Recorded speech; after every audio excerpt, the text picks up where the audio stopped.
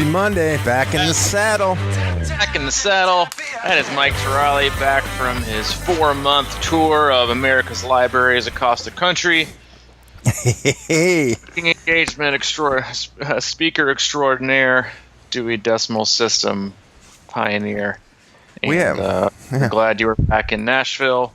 Although I'm sure you enjoyed every moment of Beloit with some lakeside relaxation. I did. Turtle Lake up there in Delavan. Lake. Yeah, it's quite a place for me. It's got a lot of memories. I bet it does. Most of them we probably can't share. No, there's probably two. Probably only two. But there is one good quick story that we have this cottage, lifelong cottage that we've had for 50 years up on Turtle Lake. It's up on a little bit of a hill, kind of overlooking the lake, and there's this great story about my grandma who used to play the organ. Oh. So very musically. Used to play the organ. Yeah. But the cool part was she had it hooked up, and my grandpa was a big musician too, and he was all into it. So they hooked up speakers on the outside of the cottage. Oh, jeez. And every, I don't know if it was every night, like every Saturday night, I think after dinner, they would, everyone in the whole like village or whatever would go outside after dinner and sit around the fire or whatever they did, and my grandma would play organ music over the loudspeakers and just pump it out to the whole community, and everybody just loved it, and people still talk about it, and that was years ago. They still talk about it in the village. In the village. Oh man, to be alive in those days. I know, man, how simple that was back then. Seriously, man. Life, sometimes you take it for granted. Life, and speaking of simplicity, I saw one of the most, or how things have changed. I finished up my run yesterday with Hayden. Did a little stroller run. And what I like to call the three of the hardest things, I call it the Triple H. And I call it Heats, Hills, and Hayden. Yeah, okay. And it seems that as each little bit of my fitness has a gain, he puts on another pound or two, and so pushing him in that heavy ass stroller never seems to get any easier. He weighs about 33, 34 pounds, and you add the stroller in, and it's not fun some days. And we run over here on the Stones River Greenway, and it finishes up right there by the dog park. And we're finishing up, and we're doing a little walk because he's asleep. And there's these millennials out there with a tennis ball gun. Okay. Using that to play fetch with their dog. I couldn't think of. So it's gone from that like flinging thing into guns now? Yeah, now we can't have just like the plastic flinger. Now we have to have like and the dogs couldn't have cared any less. They were like, well, this is the dumbest thing ever. And they wanted nothing to do with it. I was like, when did we just like, gosh, give me a break. And then the other thing, this is a small side note. I can't think of anything dumber than cyclists who, for whatever reason, feel like and think that because they're not riding on the road, that asphalt all of a sudden becomes less hard because it's on the greenway. Oh, you're in the helmet discussion again. Oh, my God, dude. Like, I saw at least 3, and they're all dudes, at least 3 guys flying. And you know that on many portions of that greenway, it's rolling, and there's some pretty good corners. And honestly, on a busy day like a Sunday morning, you don't know who's going to be around said corner. Yeah, that's the thing. And they're flying with no helmets on and earphones in. And I was just like, what makes you think that going down on the greenway is all of a sudden going to be safer than outside? If anything, it's more dangerous because there's more traffic in a confined space. And dude, if you bite it with at many points, there's nothing around. Nobody's gonna like drive past you. Nobody's gonna see you go down. You're just gonna go down. You're gonna wither away, and something bad's gonna happen to you in the middle of the forest or the village, whichever you say. But I was like, come on, people, wear your helmet. you don't look cool by not wearing your helmet. I'm just going to tell you that. You don't. Well- You look like an idiot. Well, I got to tell you, man, we grew up without helmets back in the day. You're probably too young to remember that, but we grew up with helmets, and we grew up without seat belts. That was just not what we did. And, it's funny you bring that up because on the way home, I think it's Illinois, actually, and Wisconsin, they don't require helmets on motorcycles. I know. There's a lot of states like that. South Carolina is one of them. It's so wild seeing people fly by you at like 85 and I know. their hair blown. I mean, but then again, I think that I'm like, man, I think if you go down really hard on a motorcycle on the interstate, I don't even know if a helmet's going to save you. Yeah. I guess it's anyway. yeah. I think it's ridiculous and unsafe. But anyway, thank you for joining us today. It's Monday, June 4th. 2018. This is the Crushing Iron Triathlon podcast, and we appreciate you joining us. We hope you had a fantastic weekend. If you raced, we hope you raced well and had fun. And if you, for some reason, didn't, we hope you learned something from it, because that's what it's all about. And if you're training, have big races coming up, I hope your training went well. And reach out to us. There's a lot of big races coming up. We always get great feedback. We don't do as many of them as we probably could do, but people seem to love our race course preview stuff when we do them. And Muncie's coming up in a few weeks, so if you are doing Muncie 70.3, we have a ton of hidden gems in that podcast. So look through the archives. We have about 180, I think, maybe episodes now, somewhere 180-ish, a couple million. Yeah, we release every Monday and Thursday.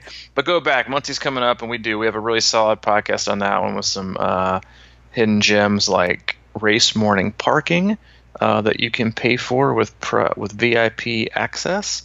So give it a listen, and we appreciate you taking the time to join us today.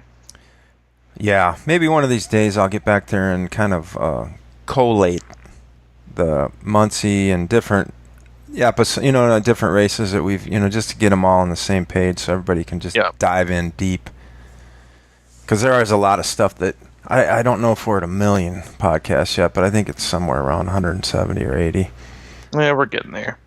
We do have a closed Facebook group. If you want to join that, you just search Crushing Iron Group on Facebook. We'd really love to have you in there. It's a growing community with good discussion, not silliness. There's some silliness. Not silly. There's the occasional silliness, but hey, we are in the sport of triathlon, so you're going to have some of that said silliness. That's okay. Yeah. But yeah, that is it. And, join us and let us know what your thoughts are. If you get to the end of this podcast and you like what you hear, feel free to subscribe to us on iTunes. And if you feel so inclined, leave us a review. They're incredibly helpful, and we appreciate it. Yeah, and if you've been listening for a while and you're like, man, how can I help these guys and support them to keep doing these podcasts? We have a little pledge tab on crushingiron.com. You can go there and drop us a few bones. Drop us a bone. Drop us a few bones. Support the village. Yeah, support the village, cuz. Support the village. The infrastructure is not cheap. No, the infrastructure is not cheap. We got to build a well and a septic tank. Yeah, we do. For the village. And an endless outdoor pool.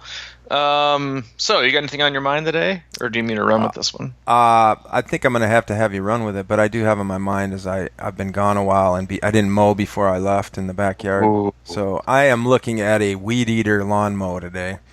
Wow. Yeah. You can put that sucker in Training Peaks. I was watching my dog Maddie run through there last night. It was like, running through the Serengeti or something. It was just like it's crazy. Leaping.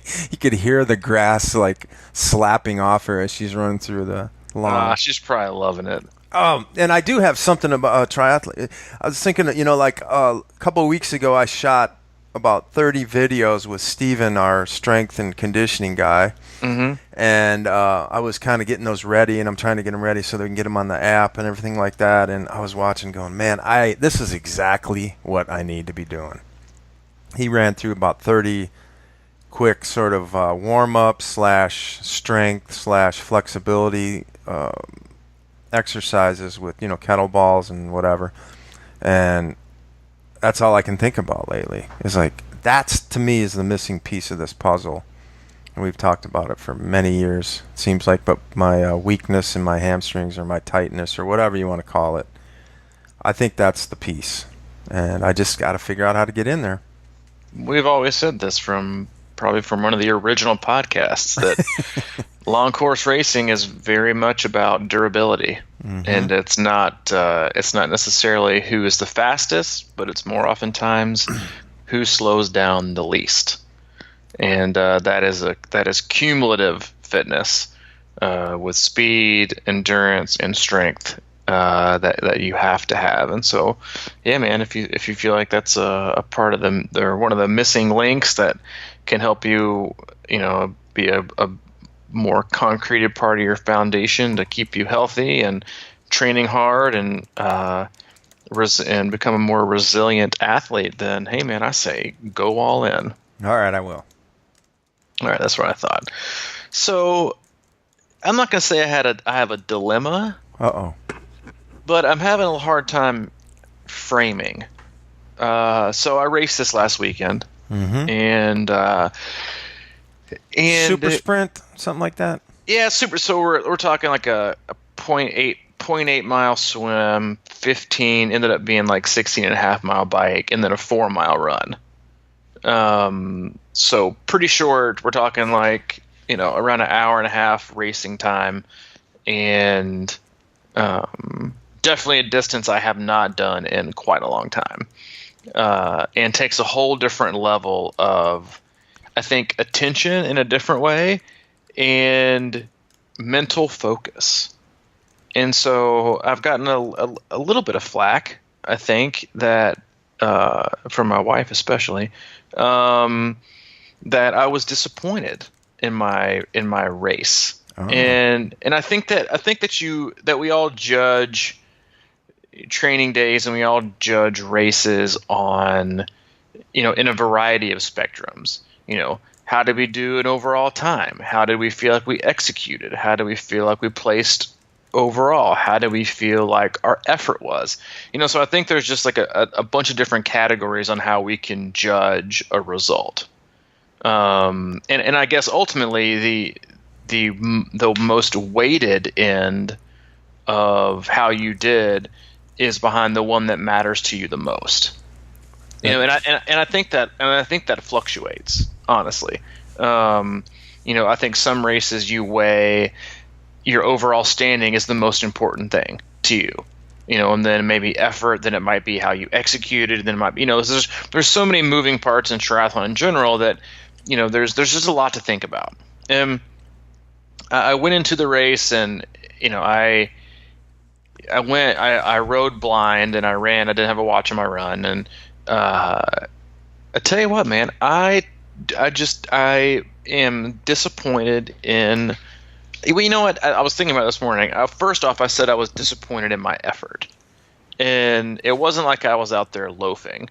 I did, I rode okay hard, but it was ridiculous. I totally had like 70.3 mindset in my brain the whole time. And in sprints and Olympics, and like especially time trial fashion, seconds matter.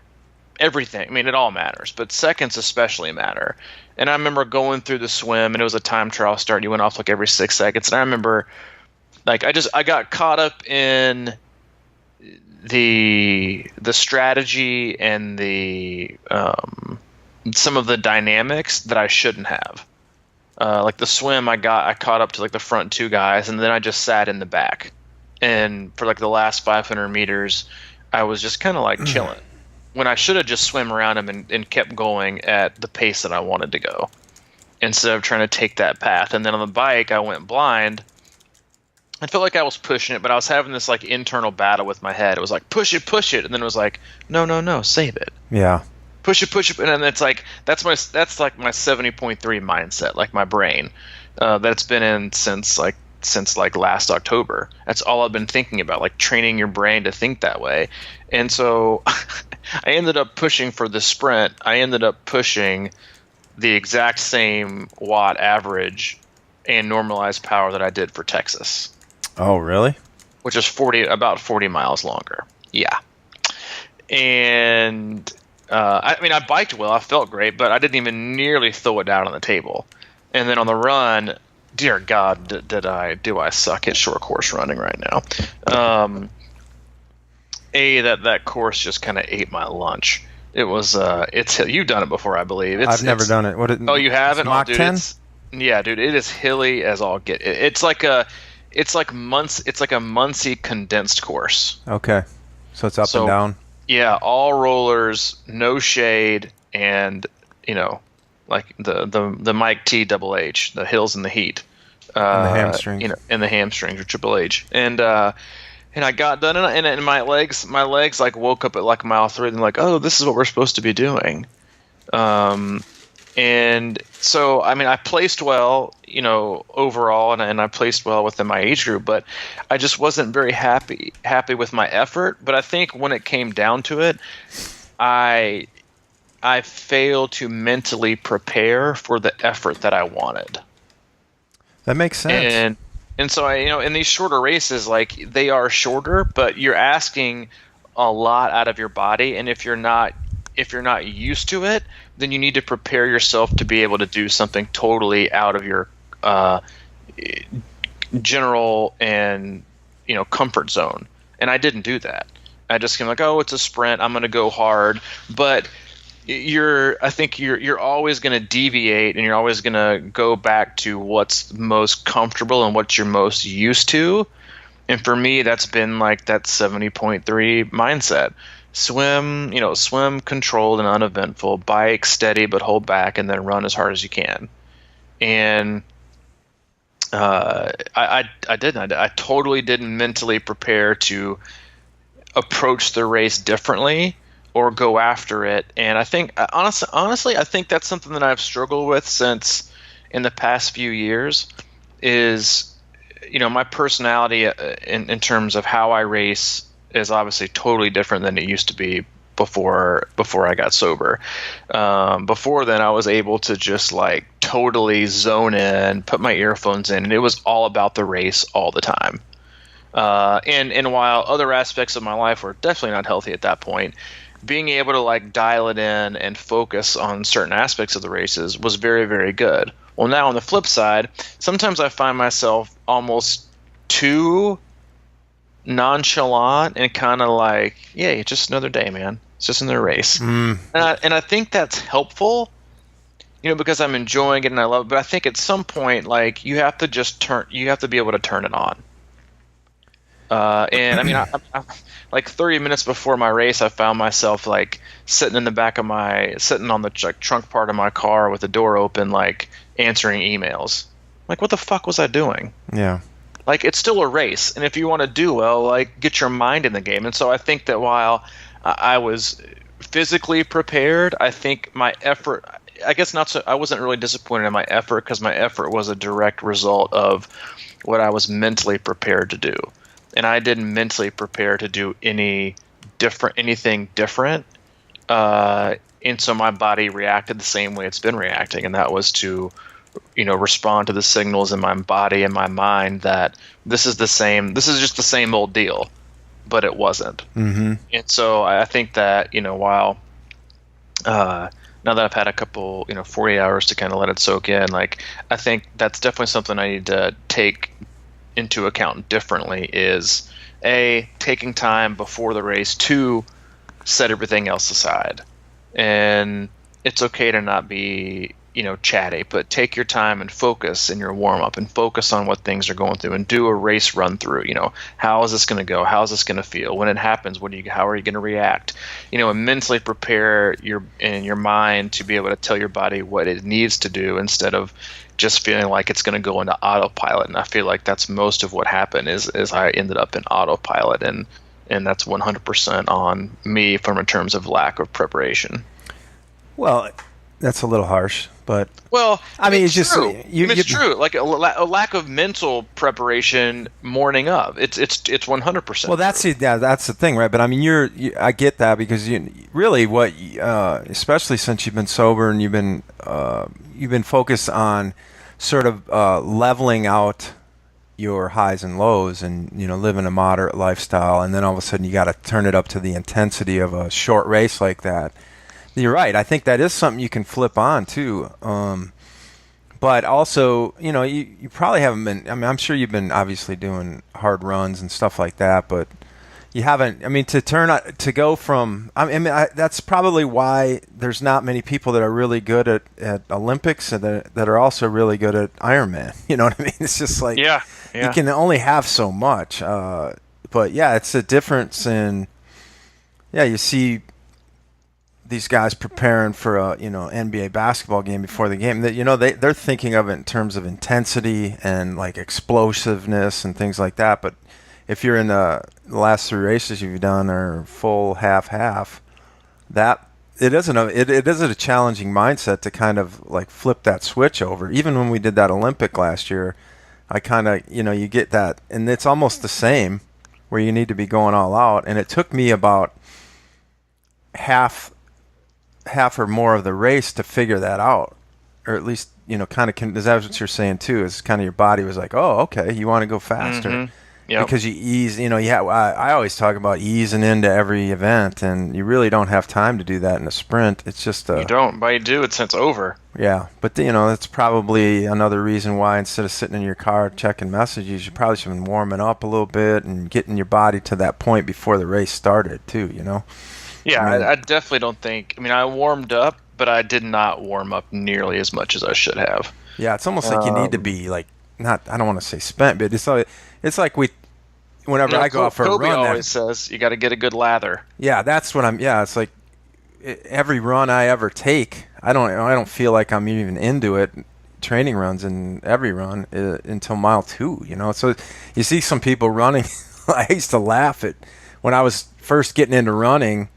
And people would do a 5K or whatever, and I'd be at the start line just doing a little bit of jumping jacks or whatever. And these people would be probably putting in about 2 or 3 miles before they actually ran the 5K or whatever. And I was like, what? Mm-hmm. You're going to wear yourself out, but it's more about getting loose to go right away. Yep. That is loose and firing. Yeah, so I definitely could have should have gotten a longer warm up in. And yeah, I mean, it's just a race is a race. You need to focus. You need to pay attention. You need to be prepared. You need to know, what you're going to encounter, and then you just need to be ready to go from the guns off, and basically just go and totally disregard what other people are really doing, and just be able to focus on you and your result. And there's just much less playing of the game in sprints and Olympics, and sometimes I fall back on that approach of like being strategic and being smart, and because a lot of times, especially in these bigger races, I'm not the most athletic and I'm not the most fit athlete, so I feel like I have to kind of outsmart and out maneuver athletes, and in a sprint in the Olympic, shit, that doesn't matter. You just go. And so the first mistake I made was in the swim. I should have just kept swimming harder, and because I would have passed him, I would have got him on, would have got on the bike, and in second swim I think I ended up just off the overall podium by like 11 seconds. Oh, and man. Yeah, and you could have found that anywhere, but you could have found it on the run, you could have found it on the swim, obviously, but it was like, what was I doing, like falling behind and being like, yeah, this is just enough for me. You just got to go. And the same thing for the bike. You just gotta mash it and mash it. And I think some of it, is just like getting back into that distance. And I'm hungry to do it again, honestly, to get back and just let it rip and approach it a little bit differently and see what I can do full force. But it's a total mental shift. And you have to both obviously mentally and physically prepare for that going into it, and understand how totally different of a race it is. than what we're used to. But you signed up for it, what, like a few days out, like a week out? I mean, did you even Yeah, have I mean, time to think about it? Because you a would, week out. Yeah, if you're you gonna always race do. that stuff, though, I mean, realistically, if you want to really go after that race, you should probably, prep your body that couple weeks leading up to that. Yeah, I did some fast stuff. I mean, I had a really, a really, really good training week leading up to it. I wasn't, I just wanted to. I guess, yeah, it's more about the mindset behind the effort level I guess I know now that I will need, and so like, I'm gonna do an Olympic in early July, a couple weeks before Ohio, just because I just want to get that feeling. Out of my system, honestly, and just be able to go hard and then see what happens. Mm-hmm. And mentally prepare for it. But yeah, I do think that there's your mind and your body are so connected in so many ways that you got to be mentally prepared to be able to tell it to do something. Mm-hmm. And you got to, I think, no matter how short the race is or how long the race is, you have to go through those. You have to go through those race run-through. The swim entry, the swim exit, run into transition, putting on your helmet, putting on your shoes, grabbing this, going through the bike route. How am I going to do this? When I know it's going to hurt, and when it does, I'm going to push harder. Or when it, this thing, and like I'm going to get off, I'm going to run. Here's what's going to look like. And I think it's always good to just have those mental run-throughs and take the time to do that and get settled in. Instead of, there's nothing wrong with just being out there to enjoy the moment. There's nothing wrong with that. I think it's a great way to approach a lot of things. But at a certain point, you have to be able to turn the switch from enjoying the moment now I need to be prepared for the moment. And at a certain point, you just got to flip that switch. You don't need to be the guy that rolls up into the parking lot blasting Metallica with his, Beats by Dre headphones on and, staring everybody down like you're about to do an arm wrestling match in some bar in Texas. But, you need to, at some point you need to be able to zone it in and make it about you and your execution and your race. And you got to find time to do that too. If it's not, the first 5 minutes, if it's not the last 5 minutes before the gun goes off, it needs to be, you just got to walk away, I think, and just kind of take like 10 minutes to yourself and be like, this is where I'm going to dial it in, and then I can kind of go back out to it. But I at least need to dial it in to get that feeling of at least being dialed in at some point. Yeah. Well, that is like you talk about. Ironman doesn't start till mile 18 in the run, but a sprint like that starts at the gun. And what about this? Did you enjoy it? Oh yeah, I had fun. Okay. Yeah, it was hot and it sucked balls at the end, but it was. But yeah, it was. It's always fun to only race for an hour and a half versus 4.5, 5 hours. It's just like. You go home, you go, I woke up the next morning, I was like, I didn't even feel like I raced, which was also kind of disappointing. But oh yeah, the short stuff's fun. It's laid back atmosphere. The course was, well marked and was well done. And I do have to give a shout out to the race organization that puts on the Mach 10 Triathlon and whoever the lead motorcycle was. Because he saved my butt. Oh, really? Oh, my gosh. That was, I think, the second guy out of transition, and we're at mile like 4 or 5, and I had just passed the guy, so I was actually in the lead, and I had the lead motorcycle with me. And we come down this. We're in Tullahoma, Tennessee, so this isn't, this ain't the suburbs. And we're cruising out, and this dog comes flying. Really? Out of the yard looking for blood. I was like, oh shit. I'm gonna have to like throw it down, or this guy's gonna eat my lunch. And this lead motorcycle pulls this. The dog was on the other side of the street. He pulls even with me to block said dog, and stops to like hold off the dog while I go by, and then another guy was coming behind me, and he held off long enough to where we had all gone past, and then the owner finally came out and I guess got him. But if he had not been there, or he had continued on along his merry way, I have no doubt I would have a nice chunk out of some part of my body. Wow. Because he was ready to get down for business. And so super huge thanks to that lead motorcycle guy for doing an excellent job and keeping us safe, because it would have been a nasty situation. Man. That's just one of those things about cycling. Oh man, I get it all the time with athletes. Yeah, I know. I see that posted a lot. I'm like, man, we are so lucky that dog here, dog here, dog here, and they're like, yeah, you can see in my graph where I came across the dog. There's always this like huge power heart rate spike. They're like sprinting to get away, and yeah, I mean, you and I talk about it a lot. Like, we're both very fortunate that the two places I ride, one is an abandoned airfield, which, you know, unfortunately, dogs are now becoming a problem, but not like rabid dogs looking to take a chunk out of my leg. And then the Natchez Trace, which you'll never see a dog and you barely see cars. So very fortunate to have those. But yeah, it's very, very common. And yeah, you have athletes talk about carrying like mace and all kinds of different weaponized deterrents in case they come across, crazy dogs, which listen, man, there's a lot of things that, that's out there, but an unleashed, not looking so happy dog flying at you while you're clipped into your bike. Yeah, no thanks. I want zero part of that. I know. It happened to me recently when I was back in the Greenway. I found this like offshoot.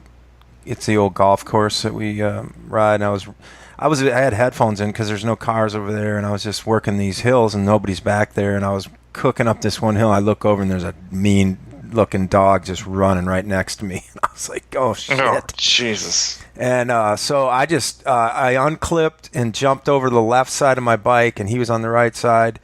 And I just had to use my bike as sort of a barrier. I was just kind of moving around, holding him off. And then I was at sort of halfway up this big hill. And finally, he went over to take a pee. And I just jumped on my bike and torched it downhill. And that thing was running after me the whole way. And I could barely lose him going downhill. It was crazy. But I did. But it's just, man. And I love dogs. It's like, I suppose... most of them, I would assume are not really as mean or mad as they think they look, but it's too bad they can't come up with some kind of sonar that just keeps them away or something. But anyway. Yeah, anyway, I digress. So this has got me kind of excited to think about doing some sprints, because I think one of the things I think I'm in the same trap, maybe not mentally, but I think my body's in this, like, thinking long-term, long course kind of thing, and I haven't really.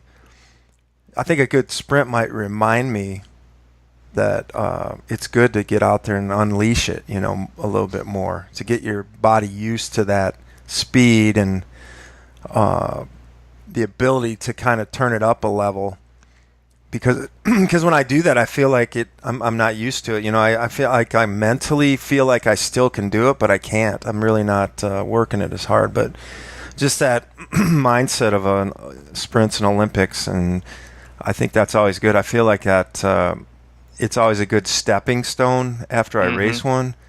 And, we talk about, kind of joke a little bit about these A, B, C races and all that sort of stuff, but maybe we ought to reclassify more in like A+, A minus, B+, because they're all sort of like important in their own little ways.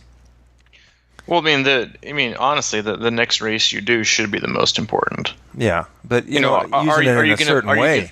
Exactly. Are you going to be the most? Are you going to be at your fittest and peakest, ability for the whole year? No, because you're not supposed to be. But the preparation and the focus, I think, is very important.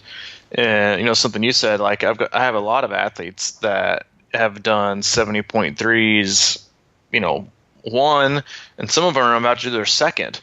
this coming weekend, and it's June. Mm-hmm. And so for not all athletes, but for a lot of athletes, depending on where they are, in their development, a lot of them, I'm kind of reining them back into speed work, like back to short course. Because honestly, I mean, short course speed, I mean, we're not going to like totally get away with or go do away with some of the longer stuff, but you can't. Well, let me rephrase. You can train for an Ironman year round, but it's not going to go very well. Your body can't handle the load, and your body just gets used to it and just kind of gets stale. Yeah, that's what I'm getting at. Short course, focus where you're focusing on speed and strength it translates well, and it almost always ends up well. It's to go fast, and then build on the ability to make yourself go farther, and teach your body to hold higher levels of pace or power, or over swim, bike, run for a longer period of times, and that correlates well to long distance racing too. But you just can't do long distance all the time. So depending on what time of year they have a full.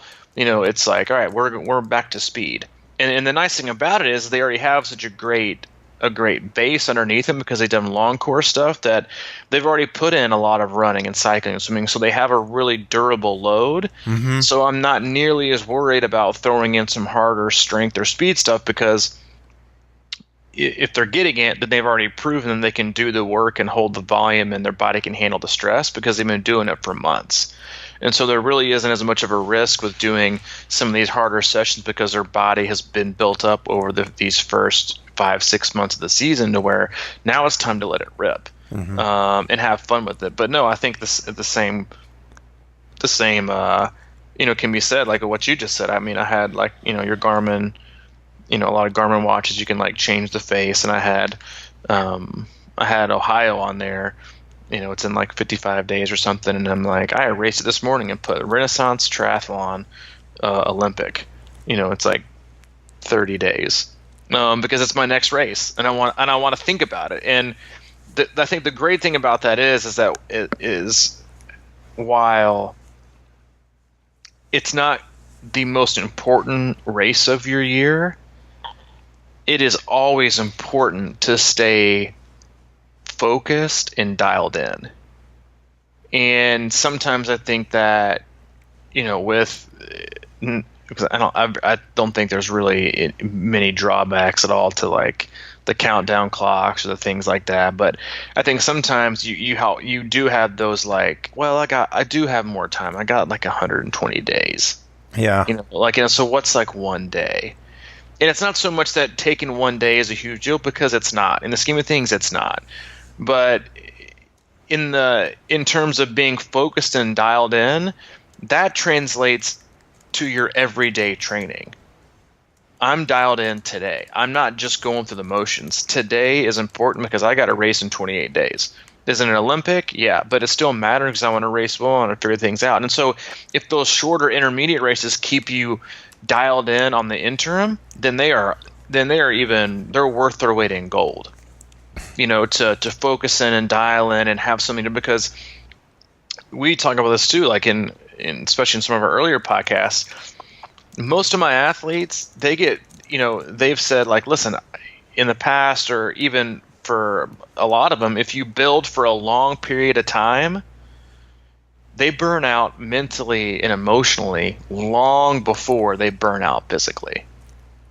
And a month out, they're just like, I can't do any more 5-hour rides. I'm just ready to get over with. Mm-hmm. And while I think that you're always going to get to that point, because the training load is so high, the volume is so high, the effort is so high, the how the proximity of the race is getting closer, so pressure is building, and so I just think it makes you a little more tiresome anyway.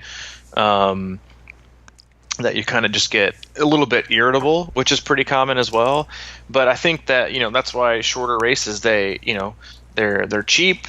You don't have to work around them so much. and you can have at it, get a good fitness boost, and move on. But yeah, I think little races like that are they're not even little races; they're shorter races that are great for everyone to do. And so I encourage everybody, if you've got, especially support your local races, and because the one day you want to do one, they might not be there. Because you've always just done something else out of state. So yeah, they're great in many, many ways. On that thought, you've always had a really good analogy that I love using is, you talk about Ironman and the race day and how that's like graduation from college or whatever. It's like you spend, the 4 years and essentially the year training for it and all that sort of stuff, and then you get to celebrate on that day or whatever because you've done the work and you're ready and whatever. But like, I just thought about another analogy. You could break it down even further. If you start adding things like sprints and Olympics along the way, that's like, let's say Ironman or whatever is the final exam, and these are quizzes and midterms and things like that are popping up that are all going to be part of that final exam that are important on some level. So if you kind of just keep focused on those next steps, that's going to build up and all translate when you come to the final, instead of getting a month out from Ironman and thinking you got to just cram for it because you've kind of got behind or whatever. It's sort of a timekeeper, a stepping stone. Each race is another level of learning and helping things sink in, and experience that's going to really pay off when you get to that quote unquote your final exam, your big day. And it's all relative, it's all relevant. Yep. Along the way. So, and that's a really good point. It's like it really is hard to study for 8 straight months for one test. But along the way, if you're breaking it up with little nuggets of information, and you kind of, that's how learning is, right? You just you learn in small doses, and then it hopefully sticks with you. And by the time you get to that race, a lot of your memory, your body memory, is just going to naturally translate on the course. It's like staying ahead of the game, studying, kind of. Yeah, I mean, so it's like, so you say you walk into your first day of class, the beginning of semester, and your teacher's like, all right, listen, here's the deal. The only test that matters is the final exam. It's going to account for 100% of your grade. We're not going to have any quizzes or any tests between now and then. You can come to class as you wish. You're going to have a slew of students basically just not care for 80% of the year. There's like, hey, I got to the end of the year, all I got to do is ace this one test. So they'll pay attention, but they won't really be dialed in, versus you walk in, you get a syllabus from your teacher who says, all right, this semester is 16 weeks long. Every week we're going to have a quiz. Every other week we're going to have a test. We are having no final exams. Each test is evenly weighted throughout the entire course of the year. What do you think the retention would be like on information between those two classes?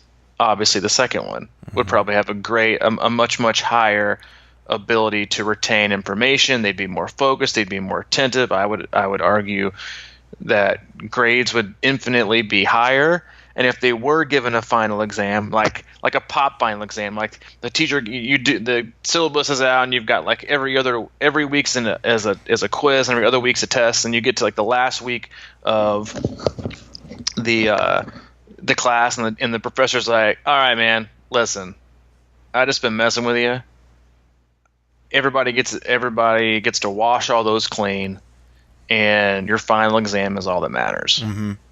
Who's going to be the most prepared? And it's going to be that class, And so that's like the same kind of analogy for for racing and training. Is, listen, like whatever it takes to get you there. And I think that there's also like a blessing in disguise sometimes with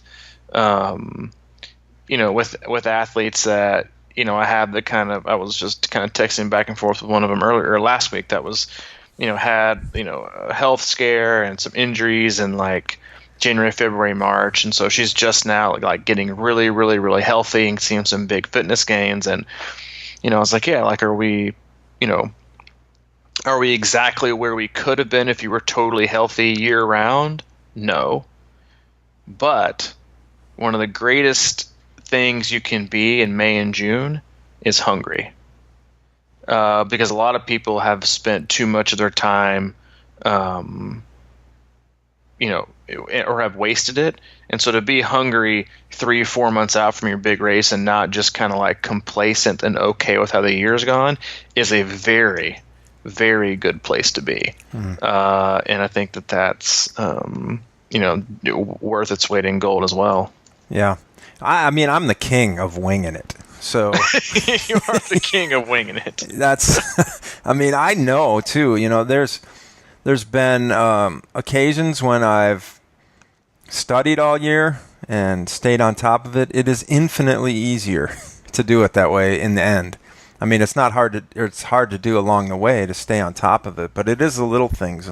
And I remember back when we were training for that first Ironman, and we were training about, I don't know, 7 months or so into it. We were maybe like 2 months out, and you got us all together, and you're like, hey, it's time for a little speed. We think you got your base. I meant to bring this up earlier, but you were like, and everybody was kind of looking around like, wait a minute. You said you were going to shorten your stuff. We're going to start shortening with some more intensity now, and I thought that was like interesting, and everybody's like, what, really? But I think that sort of translates into doing some of these races too, man. It's do a lot of your athletes have a lot of other races going, or a few? Is it sort of like this build up kind of? It depends. I mean, it's always that 2 month out is your midterm, right? With that half, that seems like sort of the standard. A lot of athletes like that.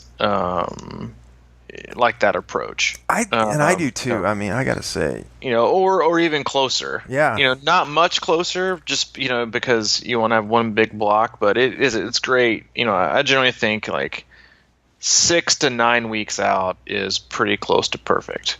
But it's also wildly dependent on the athlete and their time availability and their experience. How much is to be gained, how much is to be lost, how much time have you had to train. Like if you're cramming, it's not a good idea. If you've been totally prepared, it's a great idea. But yeah, I mean, there's a lot of different. Listen, we all know there's a lot of different ways to approach, training and long course racing, and the long, slow stuff versus shorter quality stuff, and that's probably a topic for a whole other day. But it sort of fits into your taper philosophy a little bit too. I mean, in a way. Like, listen, like, tapering. Like when people hear the word taper, they immediately hear complete rest. I think that's what most people hear when they hear, "Oh yeah, it's taper time." They picture like kicking back, not doing shit for like a month. And that's just not really tapering. That's getting slower and getting stale. Yeah. Listen, like the same way in what you're talking about in terms of like long course development and how you want to periodize your year and whatever kind of place you're at in terms of like, faster and then farther or farther than faster. Like it's always easy to kind of compare and use an analogy like when your body and like training and also like using a diet. Like for a lot of the time, if you do the same thing all the time for a lot of these diets, like your body's gonna be like, all right, I get it. I'm not adapting anymore like crazy. I think honestly most diets you go on, if you add exercise, if it's like a total drastic change, your body is going to be like, what the heck? And it's in like shock, so you like shed weight quick. But then if you stick to it and you don't either exercise more or you're not more diligent about things, then your body's like, all right, you fooled me once, but this ain't gonna work long term. Training is the same way. Like you can't just that's why you can't train long course for the whole entire year. Because your body's like, yeah, like I'm used to this, and the adaptations and the increases in power or pace or whatever become smaller and smaller and smaller and smaller. Well, the same is for getting ready to race. If you just shut it down, then your body's like, all right, I'm supposed to be shutting it down. I'm just going to shut down. Mm-hmm. And I'm not going to be able to do anything because I see what we're doing here. We're slowing things down. We're ramping things back. I'm not going to need to recruit as much muscle. I'm not going to recruit this. I don't need this. I don't need to be ready for this. My legs don't need to fire. I'm just ready to rest, baby. And then you line up for a race and you wonder why you felt flat. And it's because you basically told your body you're not preparing to race, you're preparing to rest. Yeah. And while do you need a drawback volume? I mean, like there's like a lot of coaches, I think a lot of articles, that you can read that's like, you've got 100% of your volume, then 2 weeks out you cut it down to 75%, and the week of you cut it down to 50. But every athlete's different, and then I've got just a lot of athletes racing this week, especially that are doing big events, 70.3s and fulls and big Olympic distances. I'm like, listen, the biggest thing you need to be able to do during your taper week is listen to your body and play things day to day. Like, do you need to shut it all down? No, because your body goes into shutdown mode.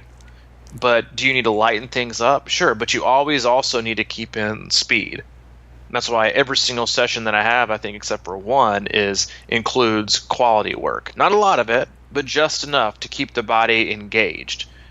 So it's not just pointlessly going through these slow motions and you get to a race, you're like, man, like my legs felt like nothing. But you got to be able to, and that's kind of why I texted most of them, like, listen, day to day, make sure you check your training piece, because if I see a comment I don't like I saw one this morning from Amy Kendall, Monday swim. Pretty good swim, but I felt exhausted. I think she's on like 2 or 3 straight days of like long work. And so I immediately changed the next day's session to shorter. Just like you always got to be prepared. And usually less is always more until less becomes nothing. Yep. and then you're screwed. So I always say taper week, prioritize sleep, hydration, and recovery. Everything else is a very distant 4th and 5th. And if it comes down to this, if it comes down to you sleeping in and then only being able to get in 30 minutes of your 45-minute workout that day, but you could get up early, wake up early and cut sleep and get the full 45 minutes in, sleep in and do it later. Like, don't ever wake yourself up. Like, if you don't have to, don't ever set your alarm. And so that's just, it is tapering is one of those things. Everybody has their own way. Everybody thinks that things are too little or too more, but a lot of it really is just about listening to your athletes and watching them. And then honestly, the greatest coaching tool is just paying attention. And so you can add more. You just want them to stay crisp, and focus in. So it's really, really important to do that. But yeah, I guess the simplest way to say it is, less is more until less becomes nothing. And then your body is prepared to do basically nothing. It's not prepared to race anymore. It's not, remember, it's about peaking. It's about staying sharp. And you also don't want to lose, like you want to be fresh, but you still want to have a little bit of that, Steve Magnus talked about this at length on the podcast we have on. You still want to keep that tension in your legs, that spring, that pop. You still want to have, you don't want to be like all loosey-goosey with like ultimate elasticity and just feel like you got nothing. No spring, no bounce, no pep, no power. And then again, also some athletes, that I've worked with, like, I'm like, hey, I like to figure out, some people just do better. Their body responds better on like really, really, really short tapers. Like they do well with a little bit of fatigue. And Tom Stewart, if you're listening, we know this about you. He responds a lot like that too. He had a monster race this last weekend on like 2 days. He was like, hey, do you mind if I do this sprint? And totally just like crushed it and ran just like insane. And so then like doing things like that, just a great way to see how bodies respond. And while it's It's not an exact science all the time. It's just, figuring out what works, paying attention, and then being flexible. Yeah. You got to be flexible. You got to listen to your body. You got to be flexible. It is a little. Was it? Did I do Lake Logan that year before we did Wisconsin? Mm-hmm. And Yep. that's what, about 6 weeks out.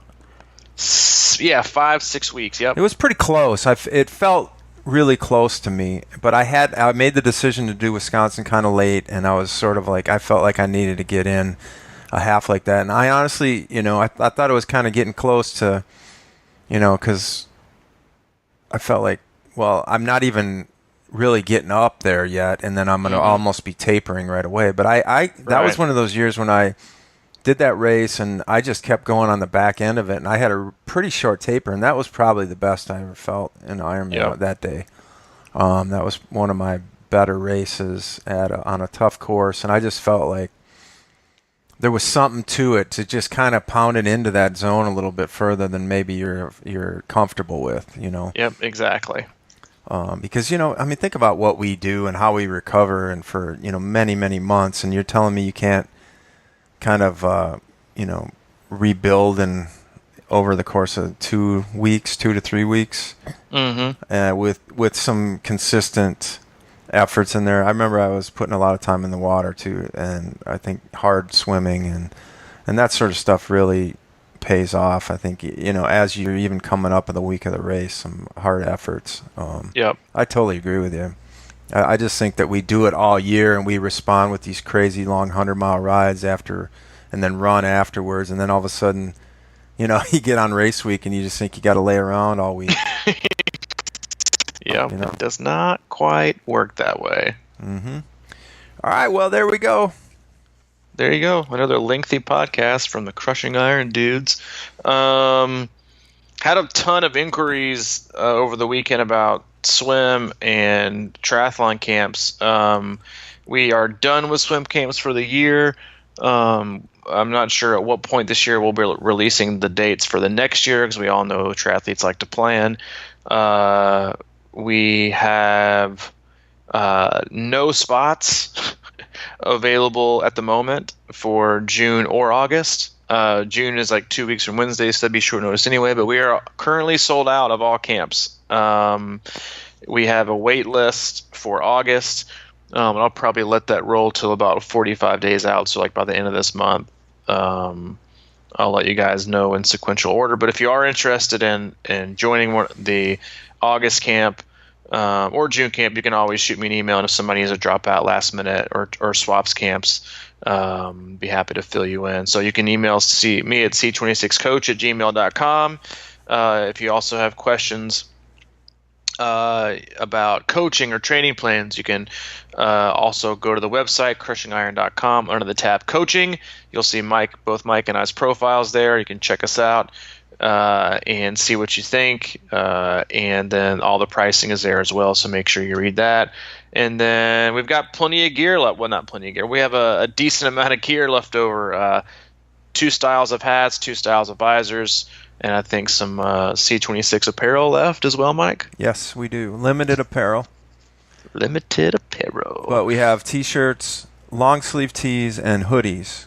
And if you want information on that or check availability, you can email me at crushingiron@gmail.com, and I'll let you know what's up. Send it out. Sweet deal. And unfortunately, we may have to charge a little bit more than the prescribed $5 for shipping this time. But yeah, if you order 3 hoodies, it's not going to be $5. Yeah.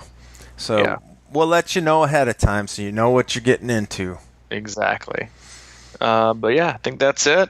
And if you ever just any kind of general questions or comments or podcast suggestions, you can always email Mike directly, crushingiron@gmail.com, or you can email me directly as well, c26coach@gmail.com. Yep. And quickly, what's this Olympic you're doing? Where's this thing?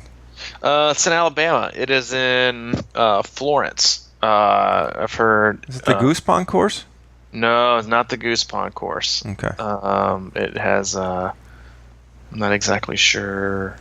I've seen the course on the map, but it's supposed to be. It's a really good Olympic race. It's not too far from Allie's parents' house. We're gonna go down there for the weekend.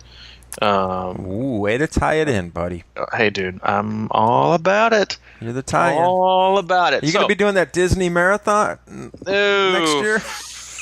Come on, We're man. gonna go ahead and we're gonna edit that one out. Not even trying to plant any ideas. Not a bad idea. Not even plant any ideas. So, yeah, we'll catch you Get a next picture time. of you with Snow White. We'll That'd see be you on outstanding. Thursday. Thank you again for listening. Signing off. All right, take care, everybody. Down, down, down, be out.